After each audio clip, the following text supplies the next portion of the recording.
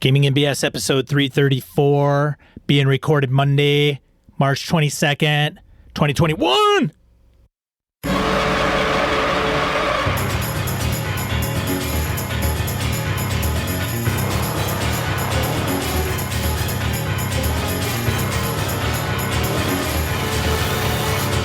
Welcome to Gaming NBS, a tabletop RPG podcast. I'm Sean.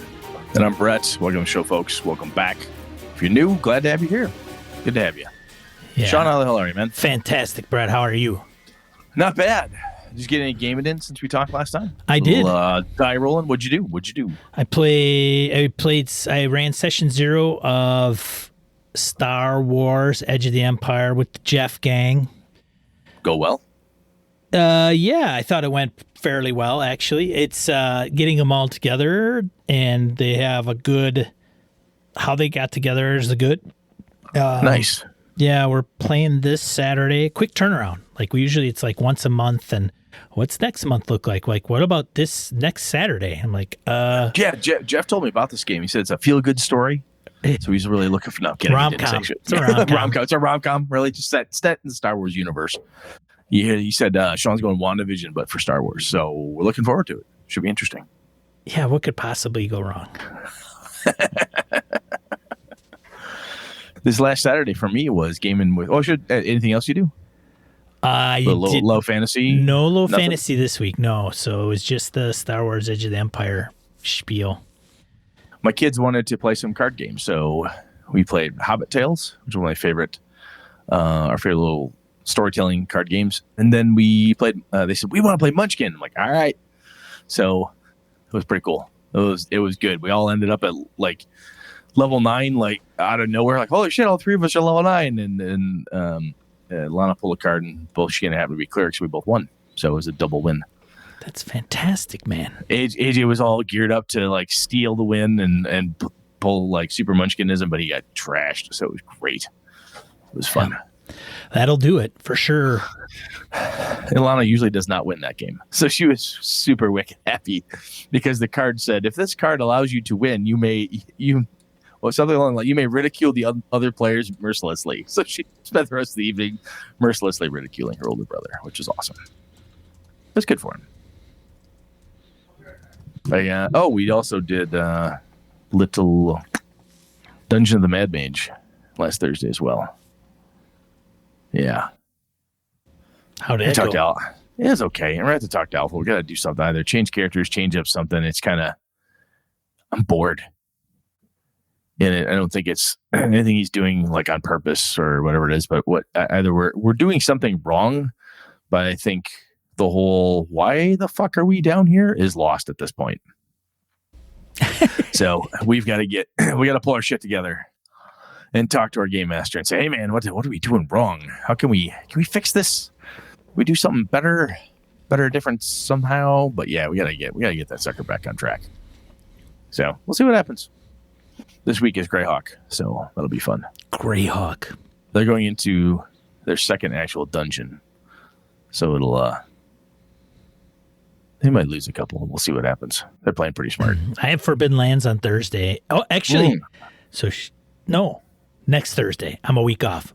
Tuesday of this week, I have Delta Green. That's tomorrow. It is tomorrow. 17:45 Delta Green. Is that VC's game? No. You're running?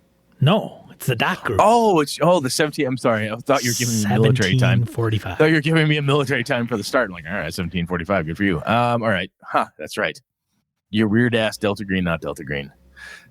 It'll be fine. I have faith in Ian. I have faith. All right. I have faith. It'll be fun. It'll be great. If nothing, I'll sit back, enjoy the ride. It's going to be fantastic. Exactly. Fantastic. So I know you heard this because I see the show notes and I saw it too. Mm-hmm. Alex Cameron, the boys from Gamehole, they've ordered event posters. They have. It's going to be in person. That's what they say. Wow. Are you going? If I'm fully vaccinated, I will. And as long as my wife is fully vaccinated, I will. Which we should be by then. Like if we're not by then, there's a bigger problem. Yeah, at this point, if you don't, that either should probably mean you don't want it, right? Because we're talking about October, right? Yeah. So if you've dodged it until then, yeah. So I want to get vaccinated. Just get it fucking done. Yeah. Yeah. I mean, a couple more implanted microchips. What do I care? They're Microsoft branded anyway. They'll probably fail and be hacked eventually. So anyway, so I'm not worried. Did I tell you that I was getting my haircut? This is a weird segue, folks. So before I moved from Richland Center up here, Sean, getting my haircut, stopped in, one last haircut, get it done. And the guy in front of me, there's only like me on this end of the room and, hairdresser and one dude over there. And I can hear him talking because there's nobody else in the shop because they're running as much, social distance and such. And he says, yeah, some of my coworkers are really worried about all the microchips in that vaccination. You gotta be kidding me, right? All of them? Like, how many fucking microchips do you think they're cramming in that? How big is that syringe? It was on the size of a ballpoint pen. What the fuck? That was the weirdest. That was weird. And lady who used to cut my hair down there said, oh, yeah, just trying to go along with it. And she's like, that guy's weird. Weird. And he was like, that's just all of them. Like, holy fuck. He was like, just a handful? What the fuck? Anyway, so Gamehole Con. Go to gameholecon.com. So I have a question, Brett. And check that sucker out. Yeah, are you going to go? I haven't asked you. Are you going? I plan to, yeah. Are you going to are you going to submit events as soon as they open up? I plan to. Why? Well, I'm just I don't know. You asked me. You've got a sly looking face there, buddy. Maybe it's the mustache. No, it's a new haircut you're giving me like you're, I don't know. Well, dude, there's, I don't know, a pandemic going on. We're not vaccinated, and there's a con in October that seems to be going forward. You could still say, yes, I'm going, but I'm going to hold off on events. I plan to set up events and run one or two, and I'll get vaccinated beforehand, so I'm not too worried about it. Sure. At that point. Do you know what you're going to run? I got to run an Avalon game, at least one. Otherwise, I'm leaving money on the table. That's just stupid. That's just dumb of me not to. Well, dumb is a strong word, Brett. I mean, no, I have strong feelings about it. I'll say dumb. That'd be dumb of me not to. And I'm tempted to run something a little bit different. I kind of want to run DCC like a funnel just for the sheer thrill of it, but I don't know. But definitely at least one game of Avalon, most likely two of those, and I'll figure out something else too. I like to run about 3 games at Gamehole Con, so it doesn't get in my way. 3 games, yeah. It's a good balance. I don't like running games on Sunday because Sunday's just wrap up, go home day. Right. I agree. Type of thing. I'm with you. So the other thing we got to do is we should get a hold of Alex or whomever is doing a thing and see, are they doing podcast boosts and that type of thing? Is that a thing we're going to do or not? Don't know. What if there isn't? I don't know. Well, that's less shit to carry. True. Right? Because I usually, I'll have to find. So if we do have it though, then that's our hangout. Without it, where would we hang out? What I plan to do then is I'll hang out right in front of registration in protest that we don't. That's just to clog the area so that they know we're annoyed. I can appreciate that. I wouldn't do it. It'd be tempting. I don't know, man. That's honestly a thing you and I got to figure out is that if they don't do that for whatever, if they say health and safety reasons, they don't want X, Y, or Z. I don't know. I don't know how much of a normal con this will be versus different in some way. Don't know. So just more questions, shit we got to figure out. But we got some time. We'll suss it out. Sounds good, man. Anything else? No. Let's go to Random Encounter. Random Encounter, segment of the show where we talk about and handle voicemails, emails, comments from social media. You first. Akodoken. Akodoken. Nice. I started with... So he's talking about RPGs that influenced our play. He says, I started with the Molde basic D&D and dabbled in AD&D when I could get my hands on it. To be honest, I'm not even sure I knew what the differences were when I was younger. I grabbed anything I could get my hands on. That said D&D on the cover. Same here, bro. Totally. Yeah, absolutely. Much the same. Sorry, Sean, carry on. From there, I have to revise what I said during Monday's recording because I realized there was an important step for me between D&D and Vampire the Masquerade. West End Games' Star Wars, the role-playing game, was the game that introduced me to RPGs outside the mold of D&D. My family wasn't well off, but my parents cobbled together enough money to take us to Disney World because the Star Tours ride had just opened in '87. We were huge fans of Star Wars. As we left the ride, we passed through the gift shop, and that is where I discovered Star Wars, the role-playing game, and the Star Wars sourcebook. My young mind was blown. I didn't have much money for souvenirs, but I bought both books and had just enough left over for a Pirates of the Caribbean rifle. Rifle. Oh, yeah. rifle. Yeah, I suppose a rifle. Yeah. Yeah. Not a real rifle, though. Hey, it's a pirate game. Who knows? Things happen. It's Disney. They're crazy. It's Disney. Yes. That game opened my eyes to a wider world of RPGs. Because I was so familiar with Star Wars, I immediately fell into the groove of telling stories in this Star Wars vein that were nothing like our D&D adventures. I started branching out from there looking for other games, and soon I found my way to Robotech, Teenage Mutant Ninja Turtles, and Heroes Unlimited. All Palladium books, of course. In '95, I played Call of Cthulhu for the first time, and I was not ready for that game. I knew how to play adventures and superheroes, and I also had no idea who H.P. Lovecraft was. My horror lit education had gone no further than horror movie adaptations and a little bit of Stephen King. The game was great. I still remember most of it to this day, but I wasn't in the right mindset for it yet. In late '95, my friends introduced me to Vampire the Masquerade and the Wider World of Darkness. That's when I got really deep into the storytelling side of gaming, and not just because that was the name of their system, hee hee. White Wolf's work changed my world for the better, and I loved the community, quirks and all. I eventually became one of the moderators on the White Wolf forums, but this is a story for another time. Vampire the Masquerade taught me about creating a real character and diving deep into that persona with that group.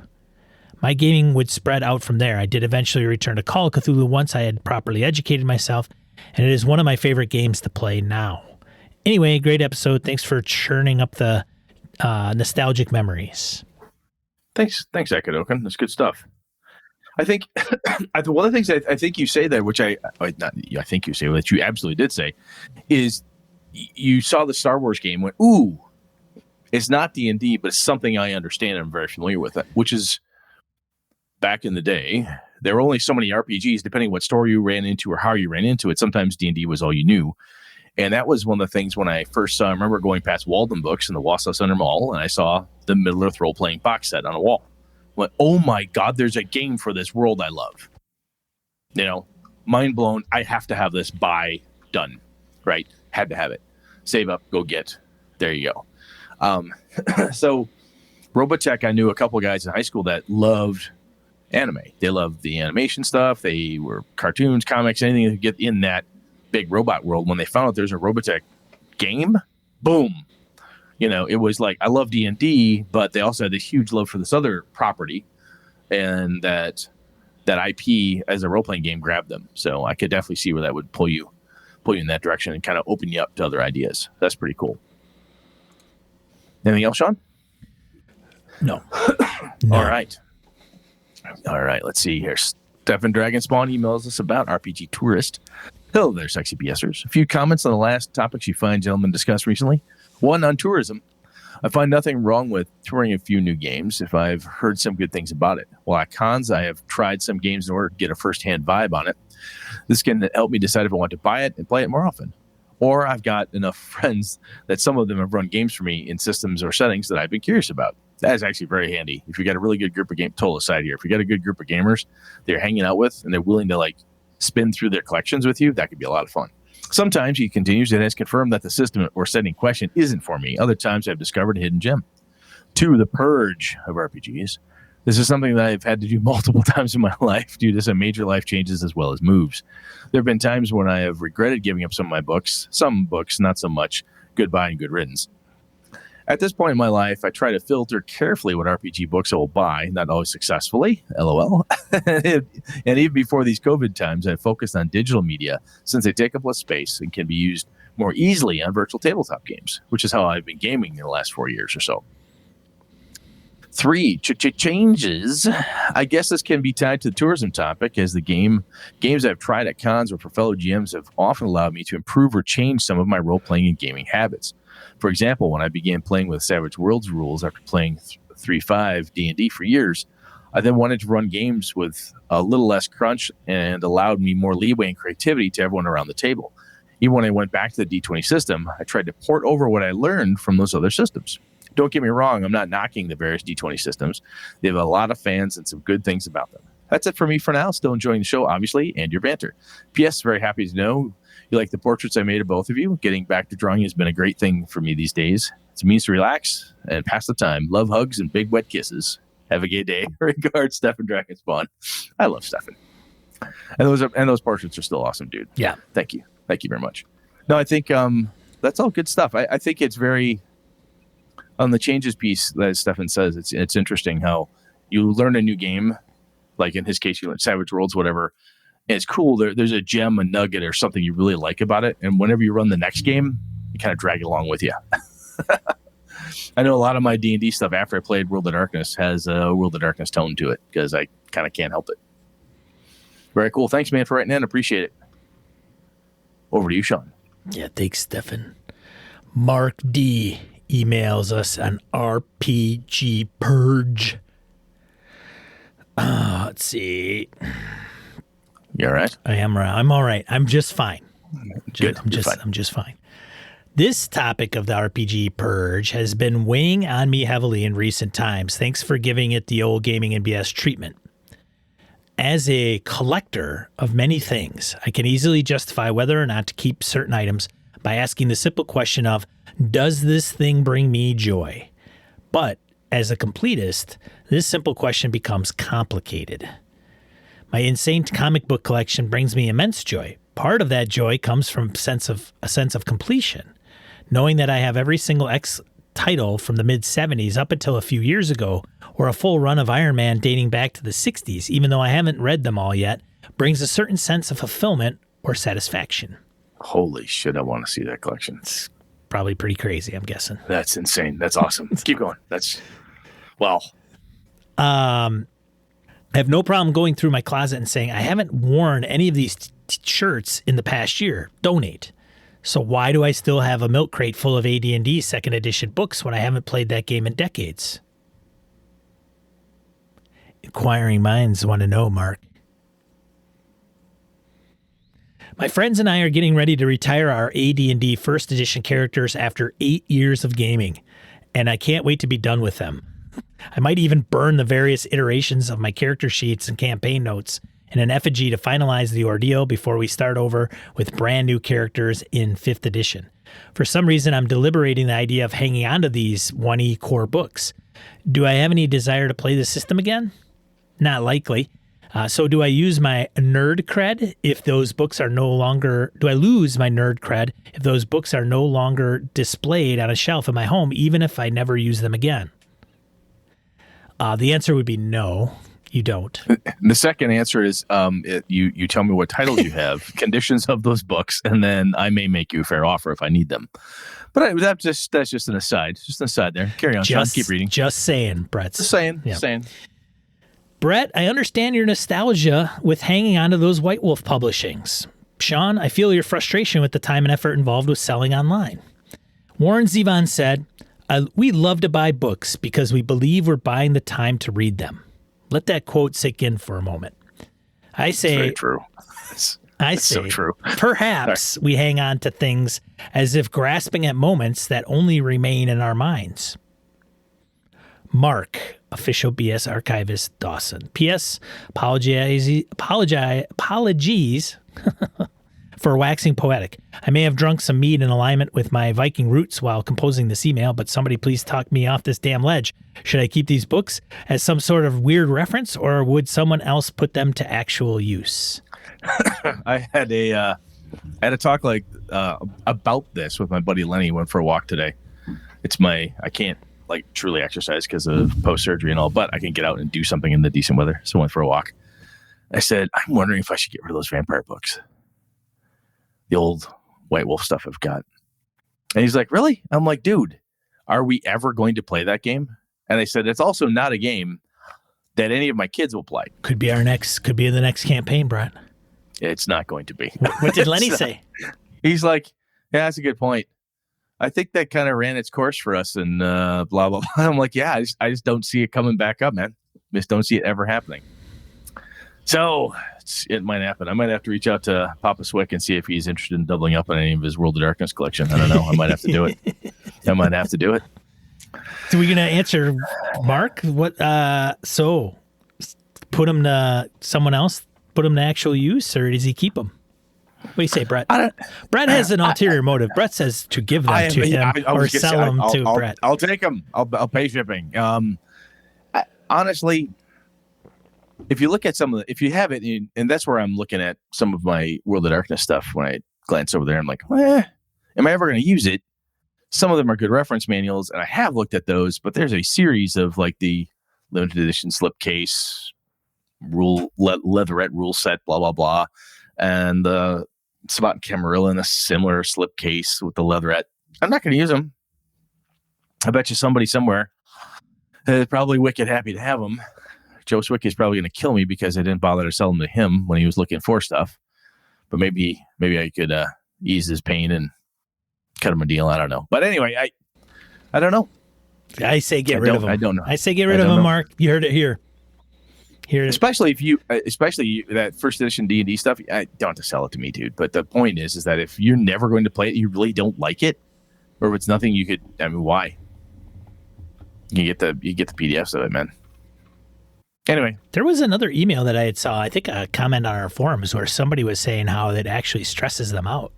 Like there's like having so much stuff and having so many bookshelves and it's sometimes the volume can be overwhelming or daunting, and especially if you feel like it's clutter, and you don't feel like it has a place, right, and so on.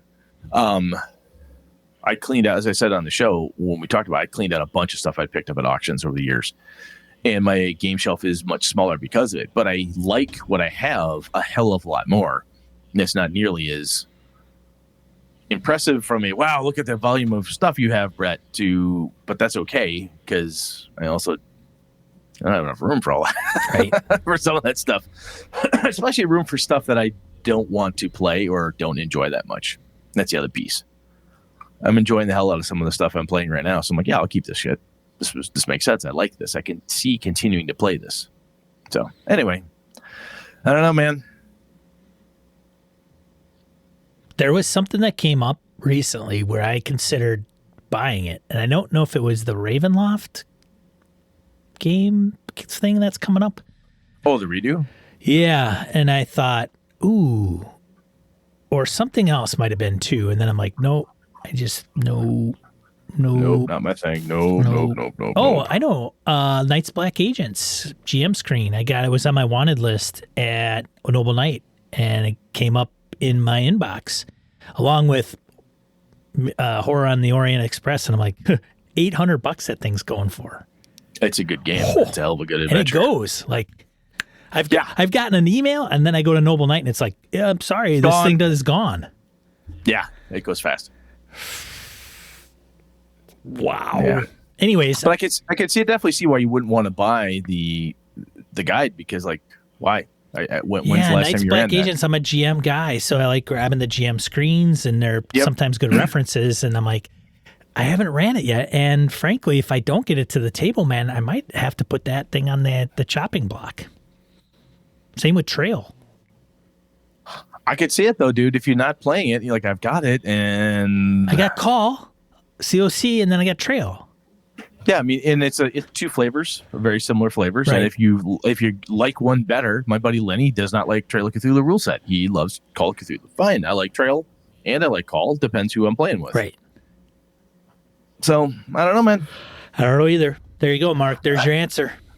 Yeah, we don't know, and we're of no help to you. Love, Brett and Sean. Have a nice day. Come back. Let's move on. Let's move on before we come back now. You hear? Let's move on. That's not the one I want to play. What the hell? Jesus. Show's starting over. There we go.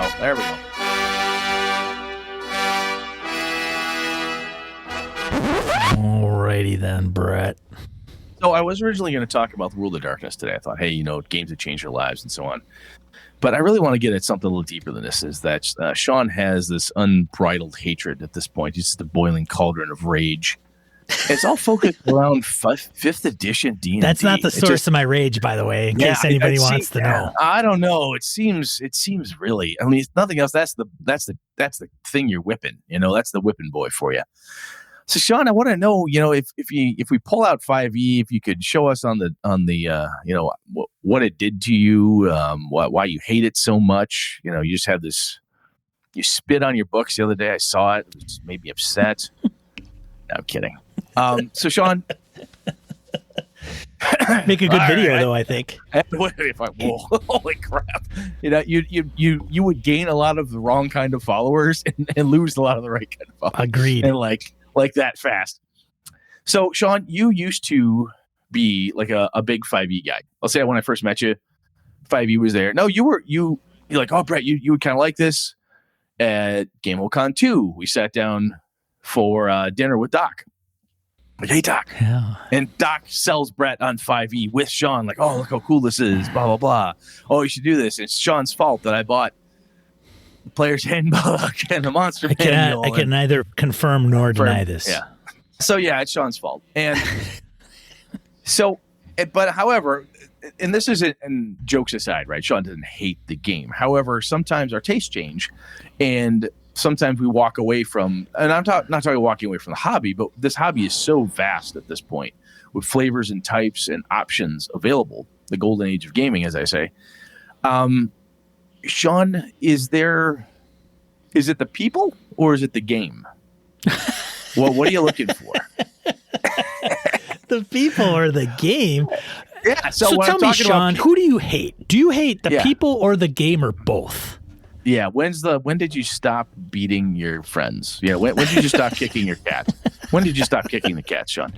So what I mean by that, allow me to clarify, is are you finding that, so D&D often referred to as the toolbox game on the show and in other places. Yeah, toolbox game, blah, blah, blah. Don't have to adhere by rules, blah, blah. Yeah. So are you more interested in this curated, quasi-snooty approach of gaming where you... I'm kidding.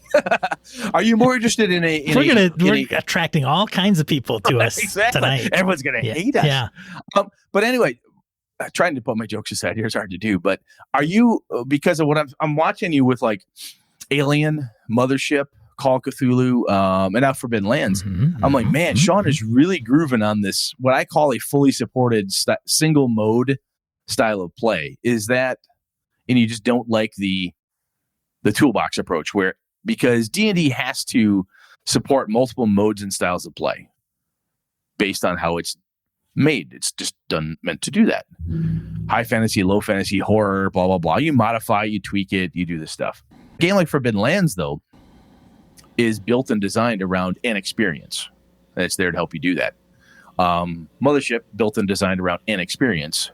And the pieces and parts are there to help you stay with that experience. And if you break that experience, it is more jarring, perhaps, and sometimes easier to correct than, like, say, if you're playing Ravenloft and someone has a weird lizard man character you don't like or something. So have your gaming tastes changed, or is there something about 5e that's just kind of like, I'm done with it? Kind of what's making you not turn your back on, but like set it aside? What's making you say, like, hey, if I don't play 5e for a year, I'm fine with that? Tell me, Sean, what's your fucking problem? So for the record, I think 5e is a fine game. Goddamn right it is. I think the people that play 5e are fine people. That's true, they are. Okay.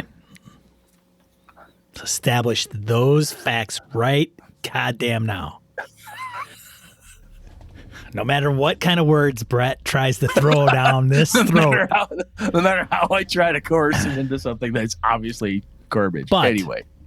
But I have had a bit of a change, and I'm not opposed. I mean, I haven't sold my 5e books. I got rid of a few adventures that I know I probably won't run that I've heard aren't that great, like Dragons of Tyranny, Horde of the Dragon Queen, just, but I've kept Tomb of Annihilation. I've kept Curse of Strahd. I've got some of the Splat books, Volo's Guide, blah, blah, blah, right? So those, I have contemplated getting rid of them just because I'm like, you know what? When I want to play them, I'll just pick them up again. I don't know. Maybe, whatever. Keep the core 3. Who knows? Regardless, I like to explore different games. So I think there's I don't want to say there's two different gamers, but however, off of Intricaso's Twitter polls and saying, hey, D&D 5e players, what's the major reason why you don't try a different game? And they say they don't want to try another rule set or learn another rule set. Okay. Mm-hmm. And then the ones that do, why do you look at different games? And they say, because they like to try other games and other rule sets. Variety, exactly. So I'm the variety guy in the variety camp. And I think 5e is a great game. Curse of Strahd was we've talked about the Curse of Strahd campaign. It came up again this weekend and the prior with Jeff and yep. Our interaction with that. So I don't want to beat that dead horse. But if I run D&D 5e, I personally have to be in the headspace to say, I'm going to run 5e. And what does that mean? That means that everybody's a hero and that it's going to take 3 death saves. And that's assuming I'm playing by the rules as written, which is usually what I do. I don't hack a lot of shit like Brett does and say, hey, I'm going to rip this out and put that in there and, Streets of Avalon it up or whatever it is that Brett does. So I have to be in that mode. And I think if I did it again, I would probably run an Eberron game and I would make it high adventure and I would make magic kind of proliferated out there and it would be fun. But my brain right now is not in that frame of mind. And so if I ran it, it wouldn't be something I personally would enjoy. Or if somebody said, hey, Sean, I want to run a game. Will you play in it? I would have to consider like, well, what is it? What are you looking at? And frankly, it'd have to be a real hard sell. So you're looking at, does this go back to you want a game right now? Your headspace is in, I want a game system that supports a very single specific mode style of play. Maybe. Because if I have to hard sell you on a D&D game, that usually means that I have to explain to you in detail what rules, what components, what pieces, what parts, what are you doing in Avalon, Brett? And why are you using D&D for that? Well, it's all going to be dependent upon, like, if Brett comes. And I'm not saying no, and I sounded accusatory. No, I know. Mean to, Sean. So I'm just telling you, just for anybody else out there, that's not what I wasn't trying to be a dick about. I'm that. not taking it that way. I think that's a legit thing though. It's like, what are you using 5e for? Huh? Have you ever thought about, oh, this sounds fun, or it doesn't sound fun, or I don't want to mess with it. I mean, those questions are legit questions. There's not like being an asshole to ask those questions. I think there's a lot of 5e love out there. There's tons of 5e. My Twitter feed is full of 5e love.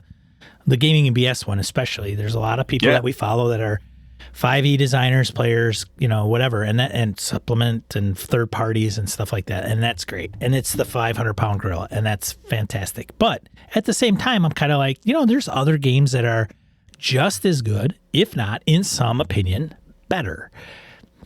It's all, relative. It's all subjective. So for me, if Brett came to me and said, I'm going to run a 5e game, Sean, I want you to play in it, I'd say, first of all, I got shit tons of stuff going on other than.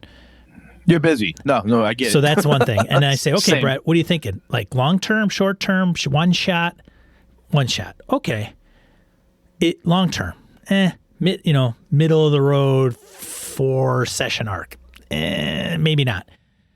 Oh, but it's going to be different. It's this or it's that, or it's got a certain angle. Come on, man. Come on. And I'd say, well, maybe. So aside from the scheduling, aside from whether it's a one shot, it would have to be something that I would want to be interested in right now. I mean, I played Delta Green, so I have a very big interest in Delta Green. I always have. I don't think I discovered it late in life. I'm a latecomer to Delta Green, right? No, you are. Absolutely. Yep. Absolutely. And I think that reading it and understanding it and the bonds and the campaign we're going to be rolling, I'm playing in it, and eventually I'll probably GM it because we're going to rotate GMs. So that's the stories in that are going to be interesting to me. Not that the D&D won't, but it's just not something that, I mean, even fantasy, Forbidden Lands we're running, it's a completely type of different fantasy. I just think that's what I'm looking for, is something a little bit, if I were to say fantasy in a box, and I wanted to package it, and I would say, ooh, and open it up and want to kind of delve in, it would be something a little bit lower in level as far as D&D. I don't want to play. Not that everybody's superheroes, but let's face it, the premise of 5e, and it states it in the books, is that everybody's a hero. You're heroes. Yeah, I think I would almost liken this to use a food analogy, Sean. It's like I like cookies. I like chocolate chip cookies. Right. But I also like macadamia white chocolate chip cookies, right? I do not like peanut butter cookies, but I know some people love peanut butter cookies. Come on, Brett. I know there's a lot wrong with me, and then we'll get into it later. Fair. Snickerdoodles. Also, I mean, I love cookies. The point is, dude, at a certain where is this? List them all, I can't man. wait to see where this goes. I love cookies. You have eaten and been involved. You've had nothing but, quite frankly, I think you played a fuck ton of 5e. I think you're full of 5e at this point. You've experienced so much of it that because you like to branch out and try other things and try all these other games, it's difficult to find the time to do that. And you've experienced so much 5e. It's not that there's nothing new in 5e, but you would be harder pressed to say, ooh, it's a new way to play D&D with a horror bent on it. Like, I will play Call of Cthulhu. It's a new way to play D&D with this bent. I have Savage Worlds, which is totally fine. I think, quite frankly, you may have you may have just gotten sick of it, played it too much. I mean, it fucking happens, man. Akodoken Psycho, I just figured it out. Sean is going through his world of darkness phase of life. Yeah, he's like, this is, yeah, he is. It totally is. No, there's a point where I think, we both know people. We both know a guy who played Pathfinder. Yeah. And that's all he played. Yes.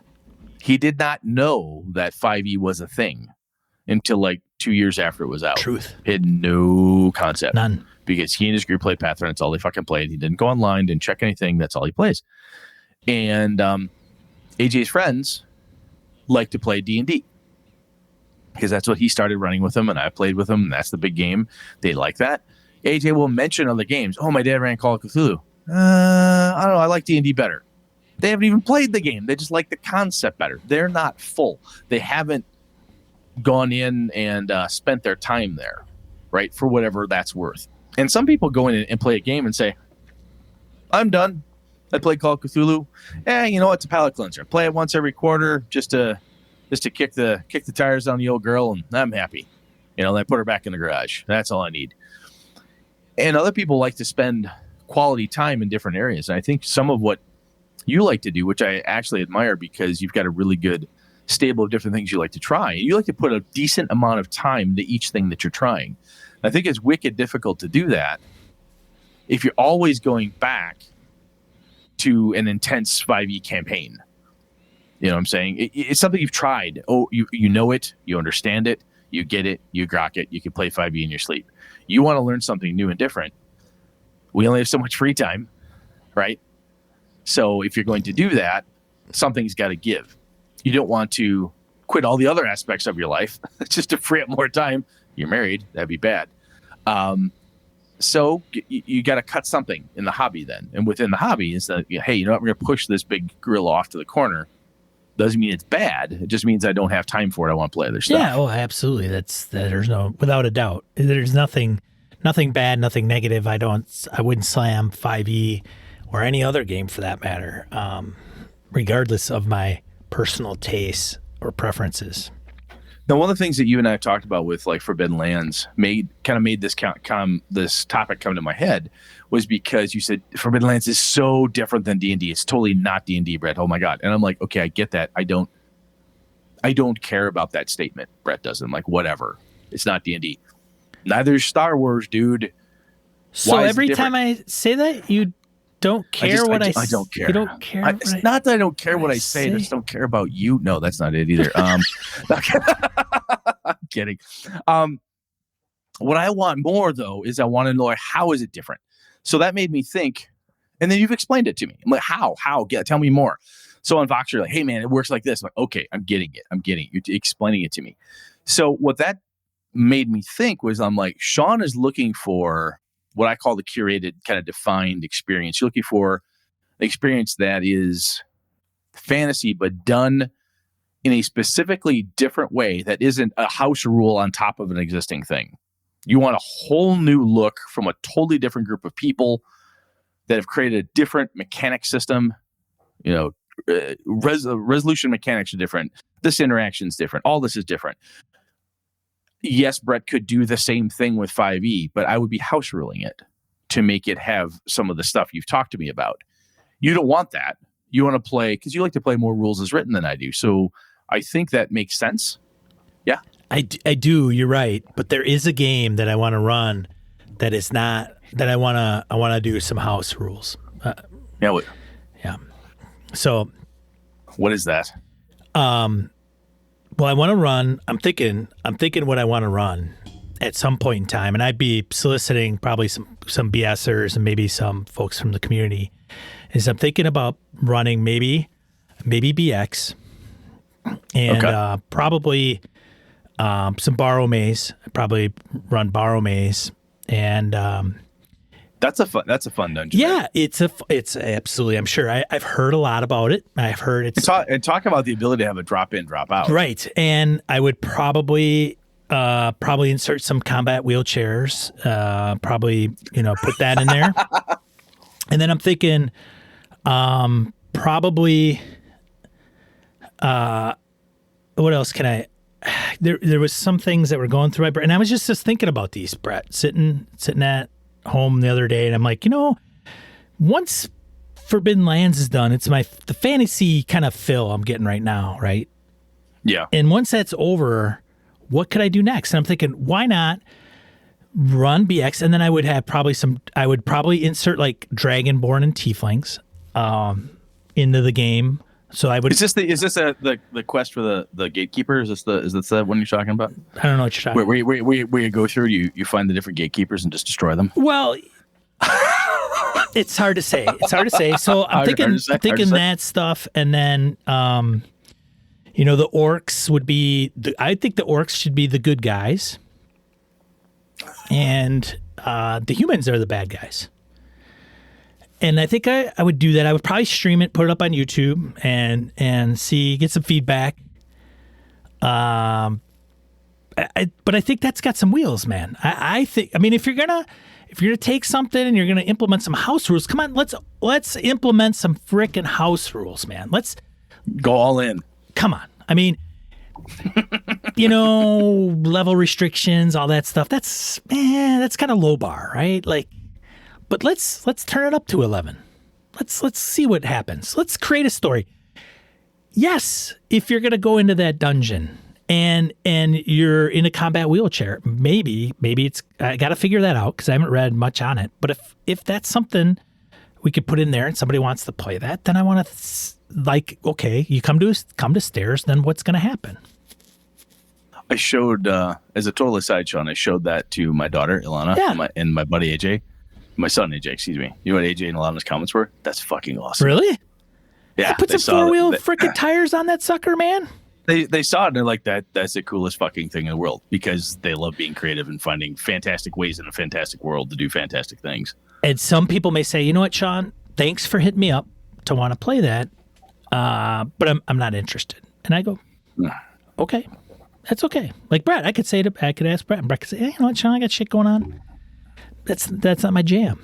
Like the pitch that you're kind of putting out there is not for me. But you go and have fun, and I could say, all right, man, thanks, I appreciate that. So So going back to kind of 5e, and I don't know if that's I don't need 5e to do that. I mean, I could do it in another game if I want to. I mean, it's my game. Right? It's my game. Oh, absolutely. There's no gaming police. Brett, are you going to come into my house and tell me how to run my game? No, I can't, Sean. You've seen to that. There's legal precedent. I'm not allowed to do that anymore. No, we would never do that. We told Brett, hey, you can't be coming in and messing with my game anymore.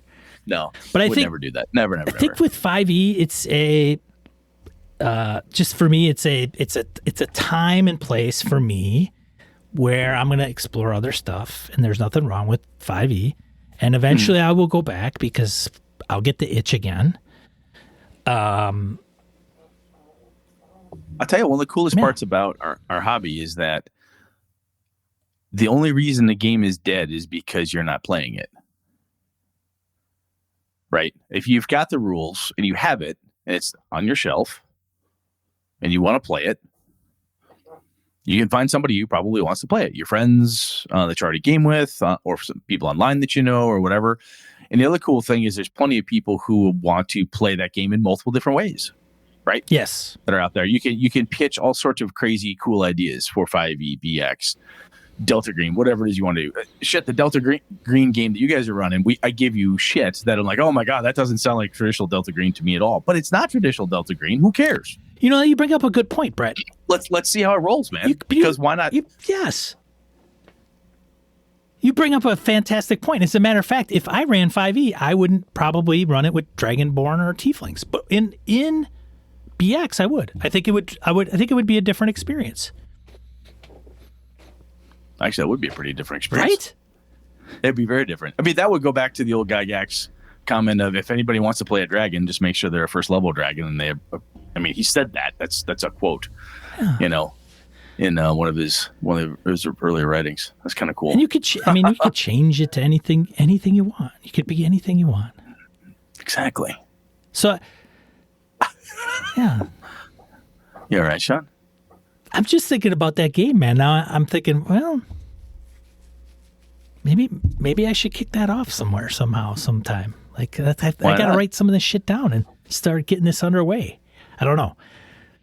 But 5e is not gone nor forgotten, and it's gonna come back around, and it'll all be fine and dandy. I don't know if I would make changes. I don't know if I'd make we talked about removing skills at one point in time. You're gonna run Rime of the Frost Maiden, and you're gonna use 5e, right? Yep, that's what I'm thinking about doing. Yeah. Are you gonna implement any house rules to? What I think I want to do more with 5e for Rime of the Frost Maiden is to take some of the published alternate rules that are in the DMG. We've talked about this. Old school DM is said, hey, Brett, dumbass, there's stuff out there. And I'm like, yeah, you're right. There's a bunch of, there's some really cool other things that are within the DMG and some of these splat books and stuff. What I think I'd like to do, honestly, is comb through some of the books I have and then say, this fits this setting, so on and so forth, but have it all be within the game. I am not a huge fan of Dragonborn and Tieflings myself, and I think that's more for me just like, the world I have that isn't built into. However, the other thing I was thinking about was, making, because I like to homebrew my own world, right, is make a world that all of the 5e stuff fits in.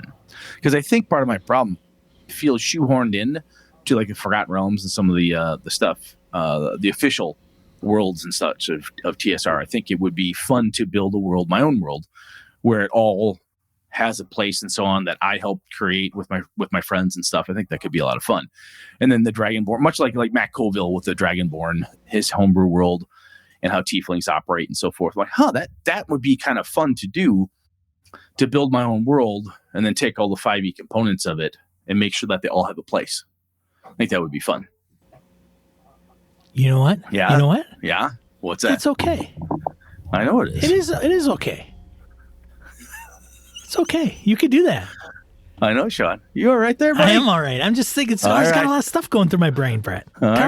It's like all good. It's all good stuff. Like, man, you don't think you're not afraid of me coming over there and telling you like, hey, man, you can't be doing that shit. You could try. That's true. Brett owns many more guns than I do. Like, I don't know all. Not even that. I'll lock the doors. Get the fuck out of here. That's true. He doesn't even have to. That'd be enough for me. Knock, knock. Push you off the stairs. Knock it off. Get out of here. It's locked. Gotta go home.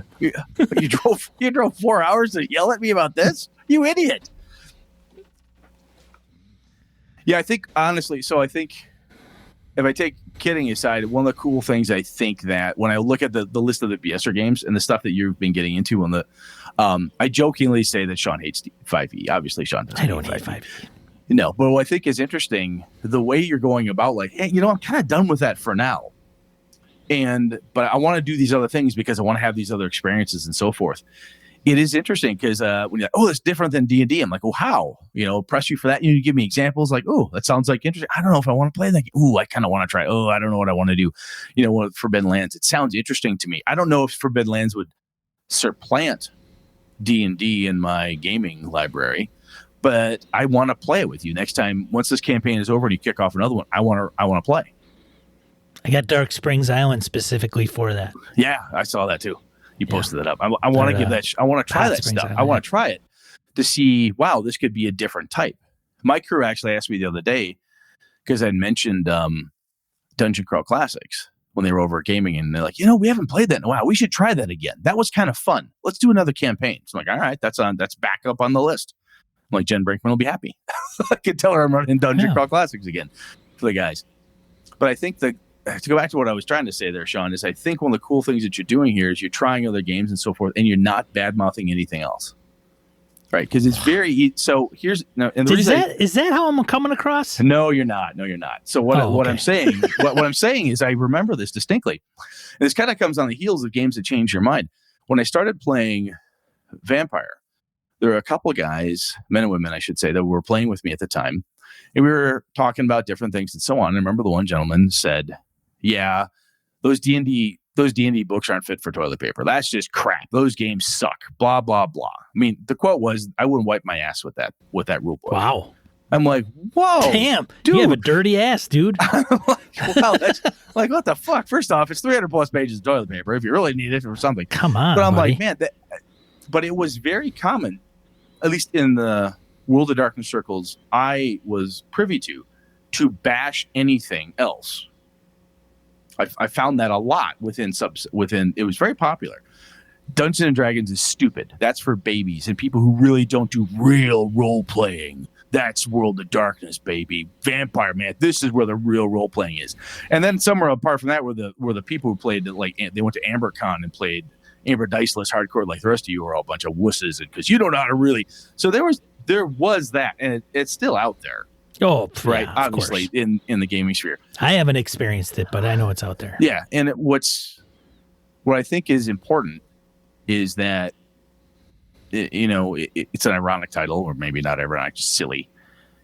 It's important the way we expand, do different things within the hobby. Like, hey, I really like this game. And someone says, hey, what about 5e? You're like, I'm kind of done with that for now. Well, you don't like 5e? No. I'm just saying I'm done with it for now. I don't want to play it right now. It's, you want to play Pinochle? I've been playing Pinochle for 15 years. Can I please try to play Texas Hold'em? Something else. Sheep's Head. Anything. Damn it, Brett. I've never played any of those things. You've never played Sheep's Head? No, I have tried. I'm terrible at it. Oh, I love that game. Euchre, no good at that either. I don't like Euchre. I'm not a big fan. Anyway, point is that not everybody settles in and plays one game for the rest of their lives. True. Or one style. And some people... Some do, absolutely do, which is really wicked cool. There is a piece of me that, and we've talked about this before ages back, but you meet that person who's been in effectively the same Dungeons and Dragons or whatever campaign world, I'm picking D&D because it's old, for 30 years, 40 years. They've got 3-ring fucking binders of just lore and knowledge their characters have built. They've lost characters, built new ones. It's this crazy campaigns have come and gone, but it's all within the world, man. And I'm like, wow, there's something cool in that. That's kind of neat. I don't know if I want to do that, right? Because I look at that, and my first thought is, that's wicked cool. Wow, I am envious of you. Yeah, much envious respect. of you that you have the time to do it. You have that much passion for it, and you found your jam, and you're just fucking jamming on it. Boom, you've got that. No, I got other stuff. I got other games I want to try. Not going to tell you suck because you haven't played Call of Cthulhu yet. I don't care. I'm like, oh, dude, you got to try this. I want to pull you in, right? And that's what you're doing, what I see anyway. So short version is I wanted to say I thought you're going about it the right way, quite frankly. Thanks, Brett. When you tell me, hey, I really like this Forbidden Lands thing, man, I don't honestly get the feeling that you're like, oh, the games suck. It's Forbidden Lands or die. It's not your approach. And I think it's really well done, the way you come at this stuff. I think that the folks, and this isn't 5e either. I mean, Intracasso's 5e target audience. I think it's with any game that you play out there where people might be adverse to trying other ones because they don't want to learn a completely new rule set. And my only rebuttal to that would be, you might not have to learn a completely new rule set up front in order to try it or have a good time. Like if you go to a convention and you want to roll DCC or whatever, Blades in the Dark, I mean, if you're going to a con in 4 hours, you're probably not going to learn the complete and entire rule set. And let's face it. I mean, I got Edge of the Empire right here. This thing is not a thin book. Like, this thing is a freaking beast. It's like, what does it come weigh in at? 380 pages, whatever. 442 pages, right? So it's not small, but the rules itself are relatively straightforward. Like many can be boiled down in this book to like a few pages.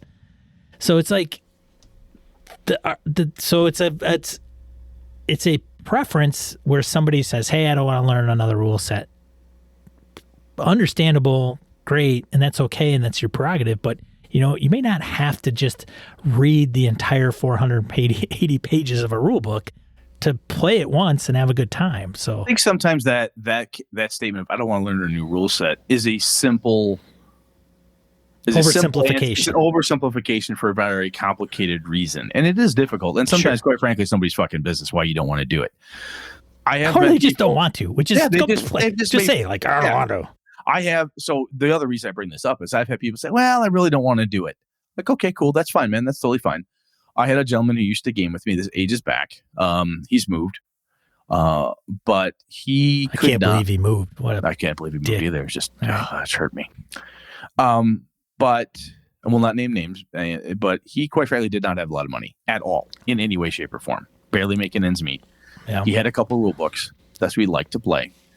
And if I said, "Hey, I was thinking about," he's like, "Well, I'm really not ready to learn a new rule system. Really like what I have." The undertone was he was not able to afford to buy a new rule book. He didn't want to ask for charity. There was no PDFs at the time. He didn't want to say, "Hey, Brett, could you lend me your book?" He was a proud individual, and he didn't want to. Quite frankly, he felt embarrassed. And he told me that at one point. We're out drinking, and he said, "Yeah, I know, I really can't. Oh, geez, I'm glad you guys invited me out. I'm sorry I haven't been able to buy around. I just, you know me. I'm like, dude, it's fine. It's totally fine." He's like, "Well, I want to play some of these games you're talking about. I just don't have any money." I'm like, "I got a spare rule book." "Really?" I said, "Yeah, I bought 2. It's fine. I bought one for the table." That's a valid reason. Like, I don't want to buy another rule book. Exactly. I can't afford it. Right. The reason I'm saying it's an oversimplification is, and told that rather personal story, is simply because sometimes there's more to it than that. Yes. And I think when people give you a reason why they don't want to learn a new rule system, and sometimes it's just a snap answer like, "Look, I don't want to get into this discussion right now, so I'm going to give you this pat answer, which is leave me alone." And I think we need to respect that. And I think that's another thing that what I see the BSers doing, and decent people, you yourself do this as well, is other people like, "I don't know if I want to try it." "Are you sure? Because we could." "Yeah, I really don't think so." "Okay, cool, man. If you ever want to, let me know." Dude, I'm not a drug dealer. Christ. No, but the cool thing is that I think it's a great approach, though, because when we do that, when someone says, "I want to try something," and we're like, "Hey, do you want to," or we say, "Do you want to try this?" I don't know if I'm interested." "You sure? Because we could do," "I don't know." "Okay, man, just let me know." And that type of back off gives that person an opportunity to relax. And sometimes it's like, look, they just spent, their year's allowance on the last 2 or 3 splat books. Their fund money allowance is gone. And they got their D&D splat books. They just got Tasha's, and they're really not in any position to do, or time's a premium for people. Sure. Not everybody can do different things, but anyway, we're kind of deviated a bit there at the tail end here, but I don't know. Not that we do that too much. No. But I think one of the things that that I've learned from you, watching you kind of say, "Hey, I'm going to put 5 of you aside. I want to go get this other stuff." My tendency, quite frankly, is like, that seems weird. You can do that. And you're like, "Yeah, I know, dude. I know. I don't care. I want to do this thing."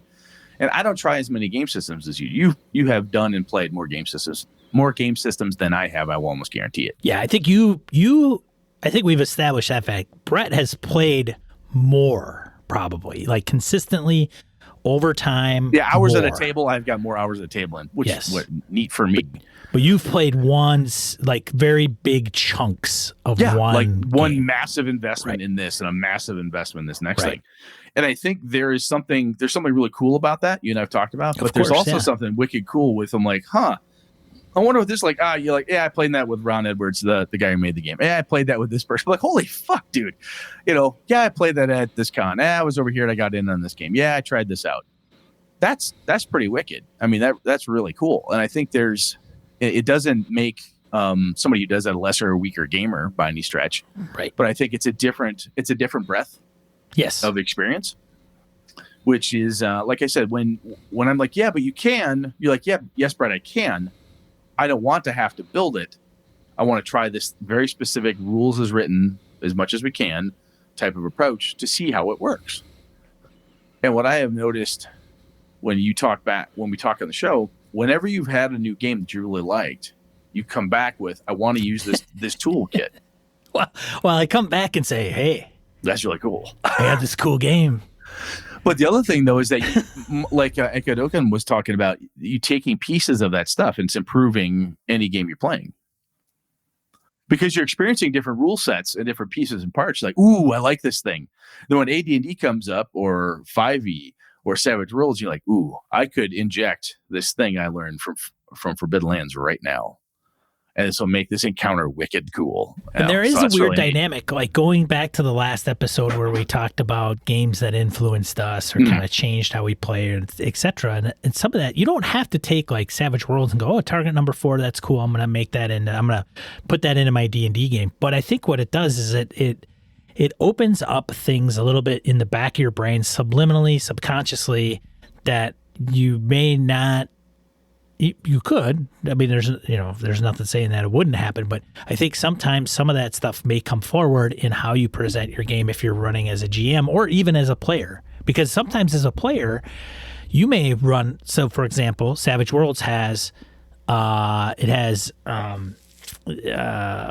disadvantages, hindrances, right? Has hindrances for player characters. And so that's part of the game, and there's a mechanical value usually that's attributed to those. And you kind of run it, and great, and you have a good time with Savage Worlds. And if you play with other Savage Worlds folks that embrace those hindrances as part of the game and the mechanics, then it's a different experience than maybe something else that you've played. Now you go back to 5e, which you've played before, or maybe haven't, and then you're like, hey, I have these character flaws. They're not like spelled out necessarily. Maybe the bonds or background might incorporate those. But you, as a player, have experienced that in a different game and how that works. And so you don't have to bring the hindrances over verbatim and say, here's a list of hindrances, pick them, and then they're going to up and down your skill set.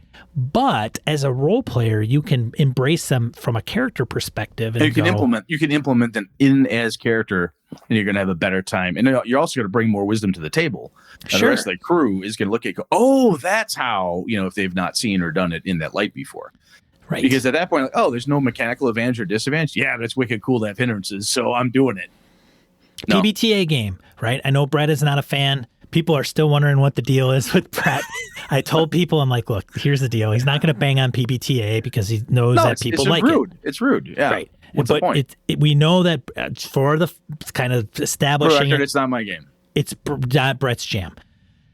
But at the same time, it also can say, like me personally experiencing that, failing forward, I can go, oh, when I run a game in 5e, I can implement that. Instead of doing like a pass, fail, hard, black and white, I can be a little bit more forgiving in my style and approach and saying, hey, yes, you succeed, however, or yeah, you failed, done, but...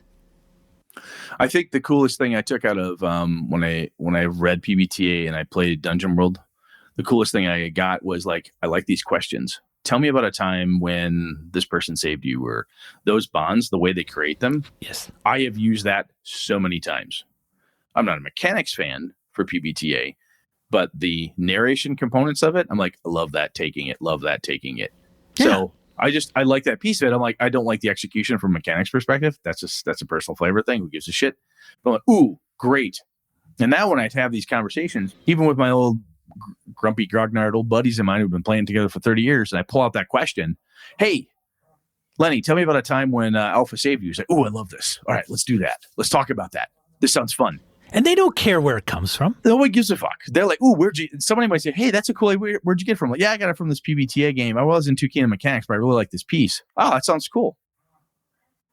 It's fun. And I think that because of doing this podcast with you and your love of trying different things and you are not afraid to leave a game system behind for a while, let it gather dust for a bit, and then come back to it. I have learned a lot more about other systems that I didn't know existed, which I think is pretty cool. So anyway, I think that's about it. We good? I'm good, dude. All right, let's move on. Let's do die roll. All right, let's get into die roll. Die roll 2 to 4 miscellaneous points of gaming and geekery you want to bring to you. First up, DCC Legacy. It's you hear about this, Brett? I did not. So it is not, as you can see, considered organized play. However, it's Goodman Games' stab at being able to take and port your character from one table to another. So if you go to a con and you start out Dave Beatty's table, and you go through a funnel, and you go to Jen Brinkman's table, and then you end up over at it's a simple optional system for continuing one-shot and convention characters, an easy-to-use system of log sheets that define XP values for extent adventurers, allowing you to transfer characters from one participating judge's game to another. Neat. Yep. So I thought, hey, that's great. Good for them. And if I know Joseph Goodman and that crew, there's going to be badges and patches. And oh God! My character survived 15 DCC 15 crew. Judges. Yeah, DCC crew. Talk about a game system that I like it. It's fun. I wish I like the community better than the game. The community's amazing. Get a chance to hang out with those folks. Hang out with them at a con. They're a fucking hoot. They're great people. Very, very fun. Anyway, carry on. The next one, and I do like DCC. I don't know. Oh, same. Comparatively speaking, with community, pretty tough. The next one, The Darkest House Kickstarter by Monty Cook Games. Have you seen this, Brett? No, I figured that the Kickstarter would start late and end late and deliver late, as most of his Kickstarters do. There's Brett's editorial on Kickstarters with Monty Cook, which I knew was going to come up.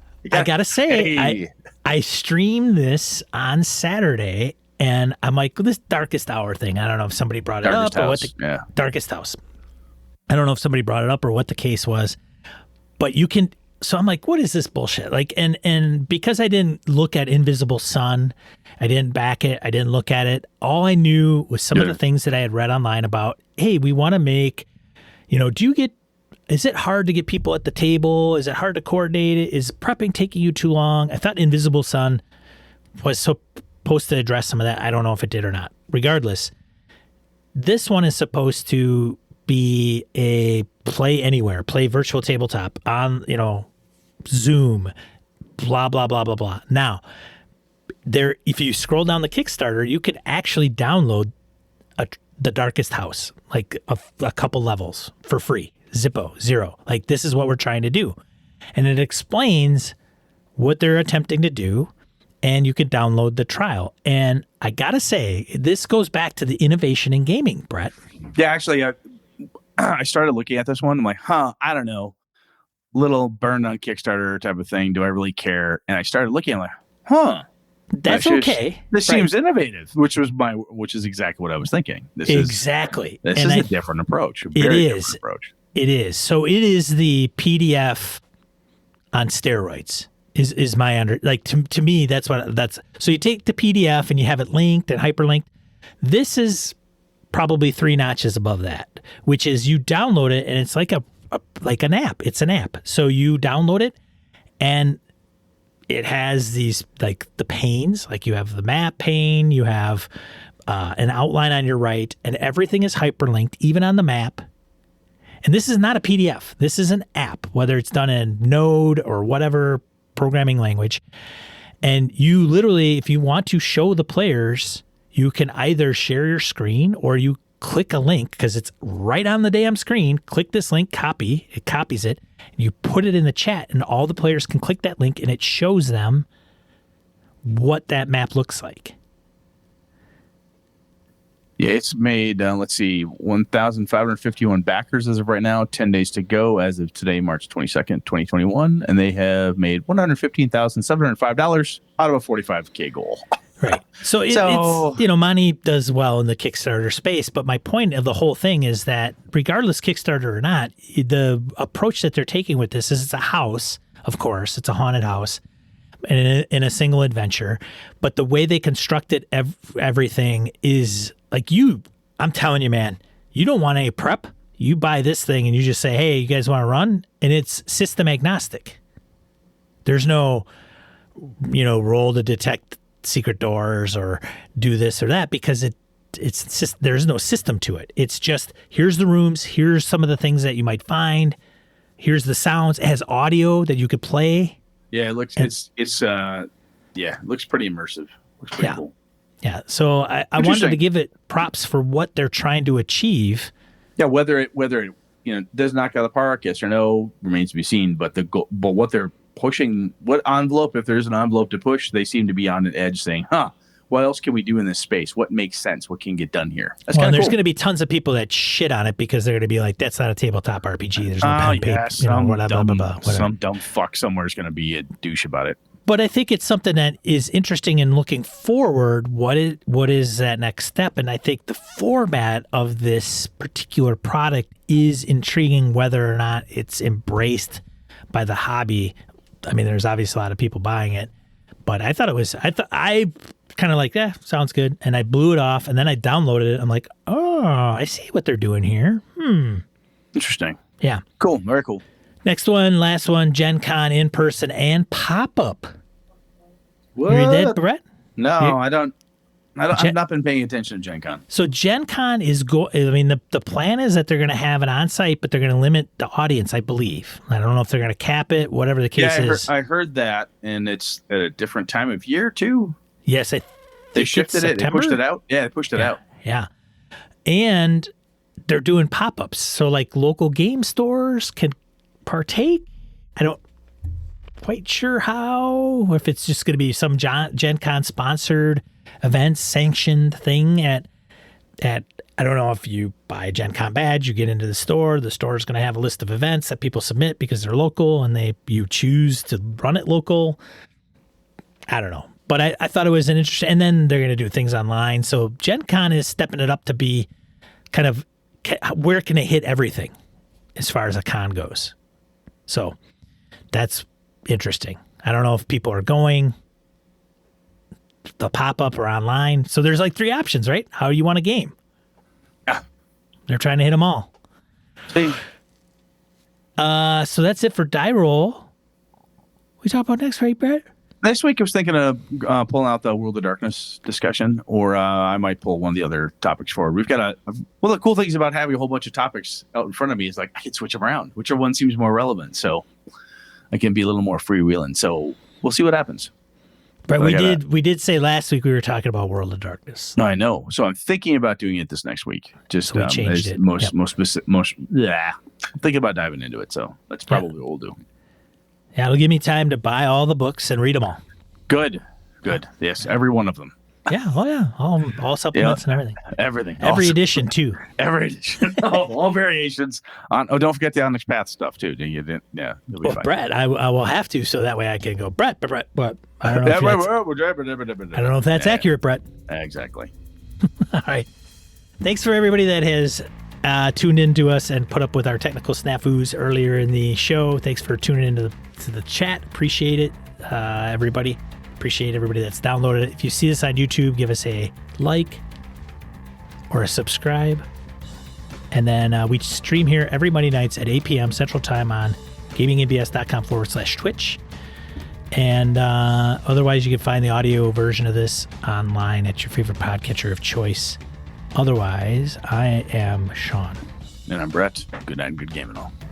This episode of Gaming BS produced with help from the following BSers: Wayne Peacock, Tony Sugarloaf Baker, Todd Sharp, The Duke in Purple, Tendrils, Stefan Dragonspawn, Sky, Rory Weston, Ron Bishop, Roger French, Roger Braslett, Robert Nemeth, Rich Wishon, Ray Otis, Quigley Malcolm, Pure Mongrel, Phil McClory, Perry Basor, Orcus Dorcas, Old School DM, Old Schoozer Roleplaying, Niall Diamond, Mirko Froelich, Miniature Master, Mike Hess Jr., Mike Coleman, Michael O'Holland, Michael Dinos, Melissa Bashinsky, Mark Tasaka, Mark Richmond, Larry Hollis, Larry Hout, Laramie Wall, Kevin Keneally, Josh Wallace, John Kayward, Joe Swick, Jim Ingram, Jim Fitzpatrick, Jeff Seifert, Jeff Goad, Jay Plata, Jason Hobbs, Jared Rasher, Isaiah Aries Christian, Hoos Carl, Howard Bishop, Henry Newcomb, Harrigan, Ghost GM, George Sedgwick, Eric Tavola, Eric Frankhouse, Eric Salzweedle, Eric Jeppesen, Eric Avia, Ed Nyes, David F. Baylog, Daniel Garrett, Dan LaValle, C.W. Mellencamp, Curtis Takahashi, Craig Shipman, Craig Huber, Craig, Corey Welch, Corey Gonzalez, Cole Kago, Christopher Lang, Chris Steele, Chris Shorb, Chad Glayman, Brian Rumble, Brian Kurtz, AWOL Trooper, Angus, Andy Olson, Andy Hall, Adam Grotejohn, Aaron Ralia, Aaron Coleman, and $1 Adventure Frameworks. Hey, you want to try a new game? Maybe play with some different individuals? Head over to gamingnbs.com/games. It'll take you to a forum post and it'll outline some of the details of what we've got in store. We've got a spreadsheet with over 40 plus games listed and offered by fellow BSers. More one-shots or limited run games. Try a new game. Meet new people. gamingnbs.com/games. Thanks, BSers! This has been a Litterbox Studio production.